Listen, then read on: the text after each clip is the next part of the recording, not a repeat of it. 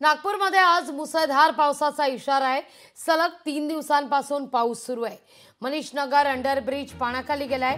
ब्रिजला अक्षरशः तलावाचं स्वरूप प्राप्त होताना दिसतंय। आढावा घेतला आपले प्रतिनिधी ज्ञानेश्वर पवार यांनी। नागपुरात सुरू असलेल्या सततधार पावसामुळे जे आहे ते नागपूर शहरातील सकल भागामध्ये पाणी साचल्याचं दृश्य सध्याला पाहायला मिळतंय। मी सध्याला आता मनीषनगर भागात आहे आणि मनीषनगरचं हा अंडरपास ब्रिज जे आहे ते या ठिकाणी जर आपण पाहायला गेलं तर पूर्ण पाण्याने साचण्या गेलेला आहे आणि या ब्रिजला एकूणच तलावाचं स्वरूप आल्याचं दृश्य सध्याला एकूणच पाहायला मिळतंय।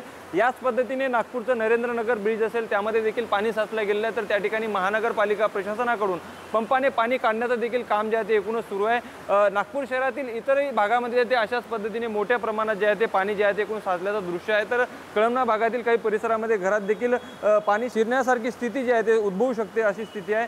त्यामुळे नक्कीच आपण जर पाहायला गेलं तर रविवारी रात्री उशिरापासून सुरू झालेल्या या सततधार पावसामुळे जे आहे ते नागपूरच्या सकल भागामध्ये एकूणच पाणी जे आहे ते साचलं गेलं आहे। त्यामुळे जिल्हा प्रशासनाकडून जे आहे ते काही आपत्ती व्यवस्थापन पथकांना देखील सतर्क करण्यात आले आहे। कुठेही जिल्ह्यात जे आहे ते आपत्तीजनक स्थिती जर उद्भवल्या गेली तर त्या ठिकाणी एनडीआरएफ पथक असेल, एसडीआरएफ पथक असेल, त्याचबरोबर अग्निशमन दल पथक असेल, या सर्वांना जे आहे ते एकूणच सतर्क करण्यात आले आहे। कोणती मदत जी आहे ते तात्काळ कशी पोहोचवली जाईल या दृष्टिकोनातून देखील जिल्हा प्रशासन जे आहे त्या सध्याला तयारीला लागल्याचं दिसून येत आहे।